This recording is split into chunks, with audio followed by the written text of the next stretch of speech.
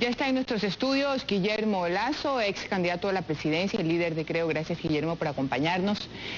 Estamos hablando del diálogo y quisiéramos saber si usted ha recibido alguna invitación para dialogar con respecto a las leyes o algún otro tema de interés general para el país. En primer lugar, muchas gracias, María Josefa, por la invitación. Y en segundo lugar, lo que yo quisiera decir es que la democracia tiene sus escenarios. El primero y fundamental son las instituciones del Estado. Y creo yo que ese escenario ha sido copado absoluta y totalmente por el gobierno y el presidente Correa. Por ejemplo, al no permitir una consulta popular que le permita al pueblo ecuatoriano expresar libremente su punto de vista sobre aspectos fundamentales del país, ir a las urnas y decir ellos qué quieren para el futuro de la democracia ecuatoriana, por ejemplo. Luego debería de existir un espacio democrático en un verdadero diálogo, no en un diálogo donde una parte lo quiere dirigir anteponiendo su propia verdad y única verdad. Por lo tanto, lo único que queda es volver al escenario de las calles para protestar frente a una actitud prepotente que debería de conducir un diálogo, por ejemplo, pidiéndole a la Iglesia Católica, aceptando el ofrecimiento del Papa Francisco de que la Iglesia Católica puede colaborar en los diálogos en el Ecuador. Esa sería mi propuesta, pero ya ve usted la respuesta. No, son solo ellos los omnipotentes que quieren dirigir el diálogo. Pero hay una condición que llama la atención y la dice Espinosa, que le pidan perdón al país. ¿A usted se le ocurre de qué, por ejemplo? Mire, esa me parece una actitud agresiva con los maestros ecuatorianos. Tan agresiva como haberles quitado la administración de su fondo de cesantía. Cuando uno realmente con sinceridad quiere llevar adelante un diálogo de reconciliación, de reencuentro de la sociedad, no puede anteponer estas expresiones tan prepotentes y agresivas.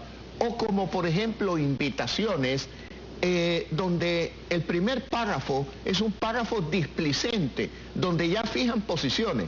Usted está con el mal, nosotros con el bien. Pero si usted quiere, puede llamar a un teléfono que ahí le dan un ticket para que llame a otra persona y hable con tal persona. Sí, porque me parece, Guillermo, que si le dicen a alguien, primero usted tiene que pedir perdón.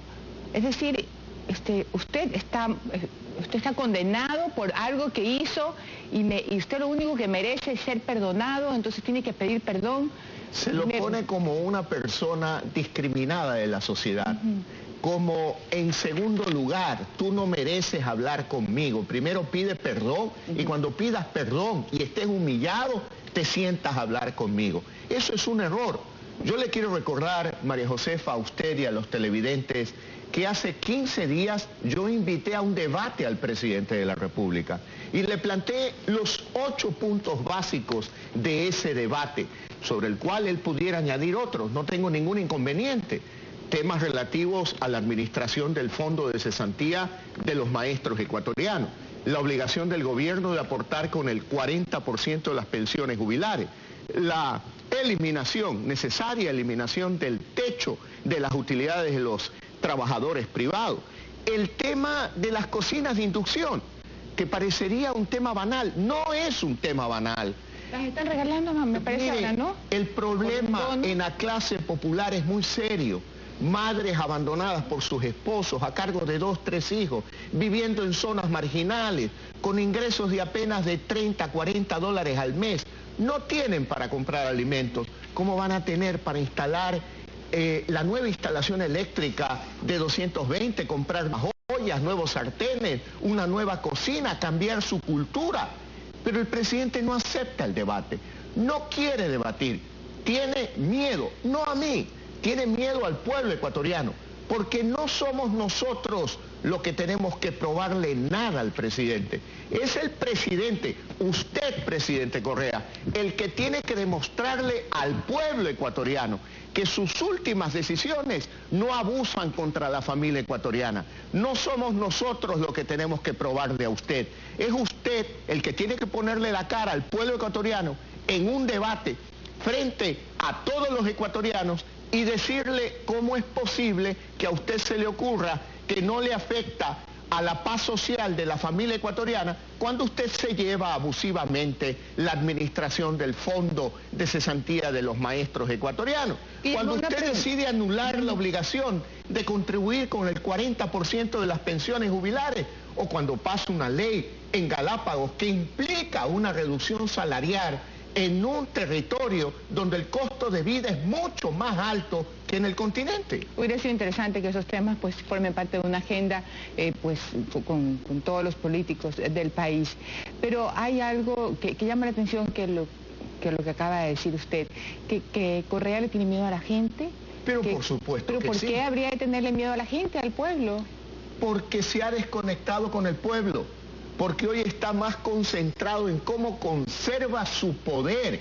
Él habla, por ejemplo, de que el 2% de la población se vería afectada con la ley, que nada más el 2%.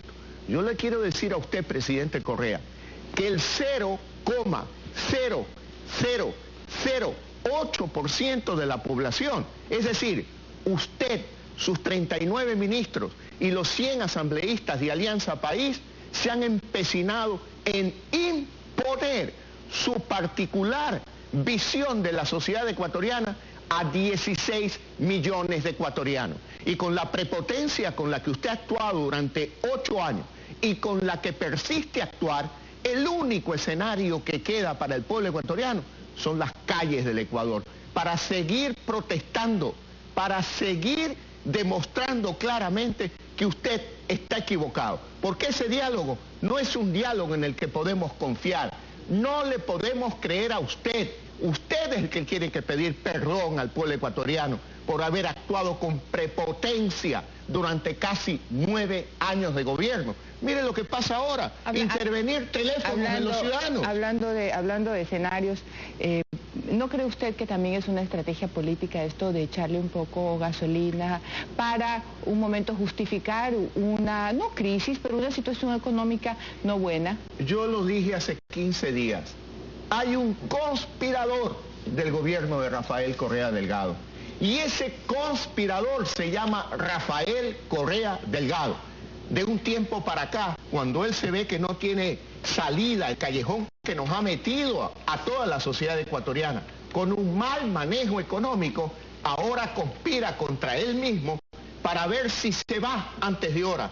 Y yo quiero decir con claridad, con la misma firmeza con la que me opongo a sus políticas públicas que afectan a la familia ecuatoriana, con esa misma firmeza defenderé su derecho de gobernar hasta el 24 de mayo del 2017 y la obligación que usted tiene de solucionar la crisis económica, y si no lo hace, que quede para la historia su foto y su nombre como un sello claro de que usted no supo administrar correctamente el Ecuador. Finalmente, Guillermo, hay un tema que también está generando muchísima polémica y también muchísimos testimonios, y es el caso del supuesto espionaje a través de una compañía que se llama Hankin Team, y donde la Secretaría Nacional de Inteligencia también tiene que ver. Hay una lista, según un reportaje de Marlon Puertas, de algunos teléfonos que son un problema, según este reportaje, según las fuentes de este reportaje, para el gobierno, para su cliente, en este caso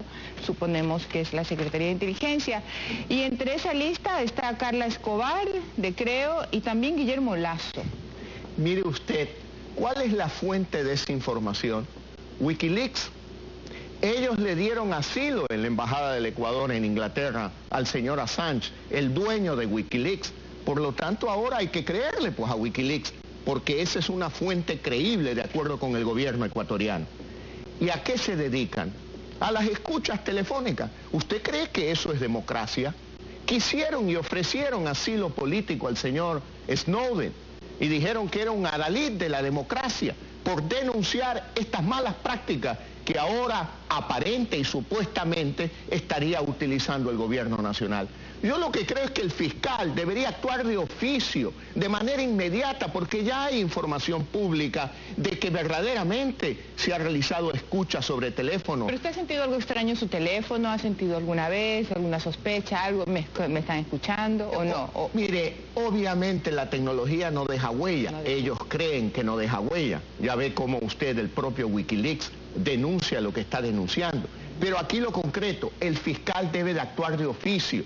El Contralor General del Estado tiene la obligación legal, moral, democrática, cívica, de investigar si existe o no existe un contrato, no solamente con Hacking Team, sino con cualquier intermediario que luego termine en Hacking Team.